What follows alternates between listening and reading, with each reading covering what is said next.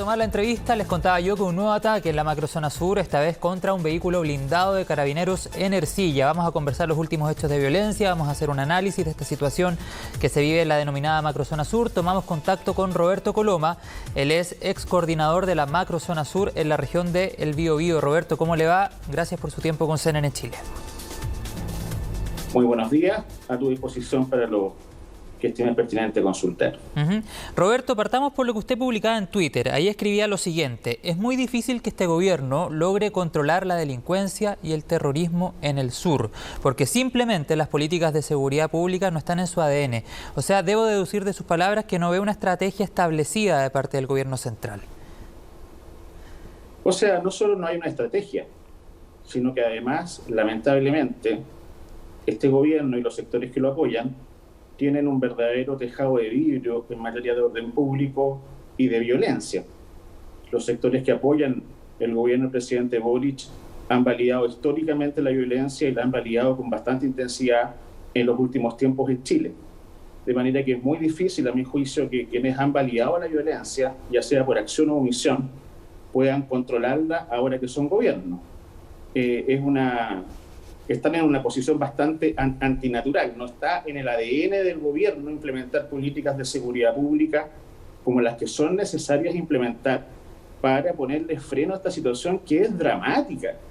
Acá, al parecer, en el nivel central, no existe conciencia de lo dramática que es la situación para los habitantes de la provincia de Arauco y de la región de la Araucanía en relación con estos hechos de violencia. Aquí se están perdiendo vidas, acá hay personas lesionadas, acá hay personas afectadas en su diario vivir en forma muy profunda, muy grave.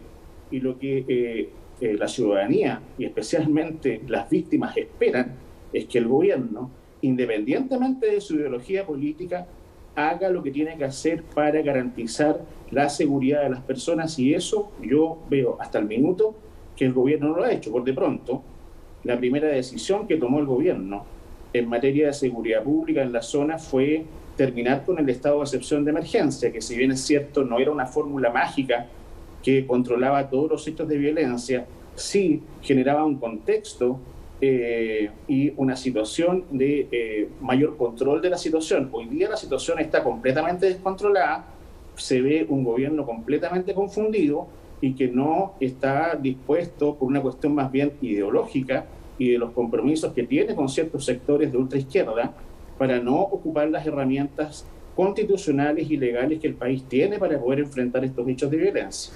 Roberto, en esta misma publicación en las redes sociales usted decía que el gobierno aborrece las instituciones llamadas a hacer este trabajo. ¿Cuál es su argumento para sostener aquello? Bueno, las declaraciones públicas del presidente Boric, de sus ministros y de los principales dirigentes de los partidos que lo apoyan antes de la elección y después de la elección. ¿Aborrece? A nadie le ¿Sostiene ese concepto? Duda. ¿Perdón? ¿Aborrece? ¿Ese es el concepto que usted utilizó en las redes? Yo creo que es un concepto bastante cercano a la realidad.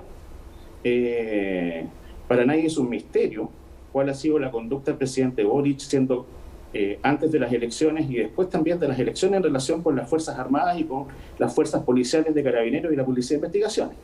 Entonces usted comprenderá que un presidente que hace 2 o 3 meses atrás le gritaba groserías en su cara al personal de Carabineros y al personal de las Fuerzas Armadas en la calle, difícilmente va a poder movilizar o poder convencer a esas mismas fuerzas de orden y seguridad, o en su caso las Fuerzas Armadas, para que actúen sobre la base del mandato que el propio presidente les pueda entregar. Es decir, la contradicción que existe desde el presidente hacia abajo en el gobierno es una contradicción muy profunda y muy grave, y que dificulta mucho la implementación de políticas de seguridad pública. Así que lo que hay que hacer para poder frenar esta situación de violencia en la macrozona sur es, primero que todo, tomar una decisión política, que no es una decisión que nosotros debamos trasladar ni a las fuerzas policiales ni a las fuerzas militares. Es una decisión política. El poder militar y el poder policial, por así decirlo, la fuerza policial, están en un Estado democrático siempre sometidas al poder civil. Son los civiles los que tienen que tomar las decisiones, las autoridades civiles. Y el gobierno tiene que tomar una decisión que es una sola: terminar de una buena vez con los hechos de violencia en la provincia de Arauco y en la región de la Araucanía. Y para eso tiene que utilizar todas las herramientas constitucionales y legales para capturar a estos violentistas y ponerlos a disposición de los tribunales para que sean juzgados conforme a derecho y reciban las sanciones que establece el ordenamiento jurídico. Y para eso no puede inhibirse de utilizar ninguna herramienta. Podrá ser un estado de excepción como el de emergencia o incluso el estado de sitio. Yo creo que es imprescindible que el gobierno haga un mea culpa de cara al país y restablezca el estado de excepción de emergencia en la zona, como primera cosa.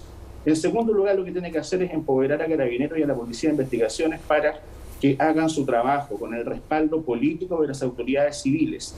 Tercero, tiene que sacar al pizarrón al Ministerio Público, es decir, tiene que pedirle explicaciones al Ministerio Público acerca de los resultados de las investigaciones penales relacionadas a los hechos de violencia en la zona, porque los resultados del Ministerio Público son prácticamente inexistentes, salvo honrosas excepciones que no vienen sino, como decimos los abogados, a confirmar la regla.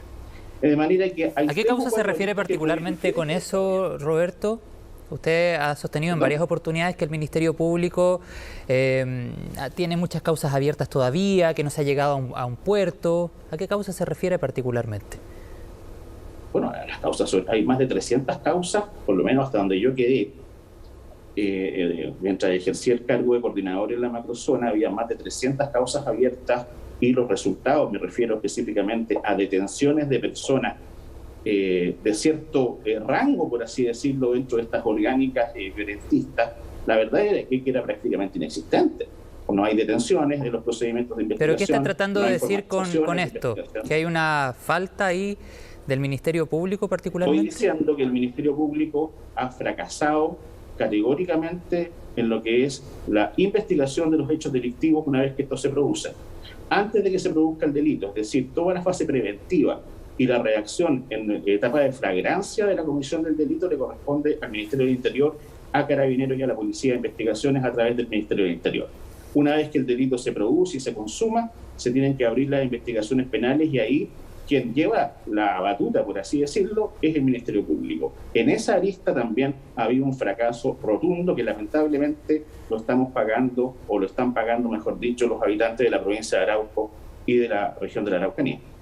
Roberto, lo último porque nos queda casi nada de tiempo. Bueno, usted se desempeñó en la zona, conoce el lugar y recién estaba entregando algunos consejos o algunas directrices de cómo debería ser esta estrategia a implementar en el lugar, pero en ningún momento lo escuché hablar del diálogo, que sabemos ha sido parte esencial o fundamental de lo que el gobierno ha querido implementar en este lugar. ¿No lo considera pertinente o no lo considera parte de lo que debiese incorporar esta estrategia?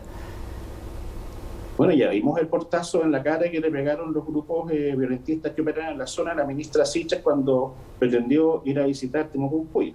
Mire, yo no soy una persona que me ponga al diálogo, todo lo contrario, yo soy una persona que cree en la democracia y precisamente para proteger la democracia hay que tomar las decisiones difíciles que hay que tomar, pero hay que dialogar con los que quieren dialogar.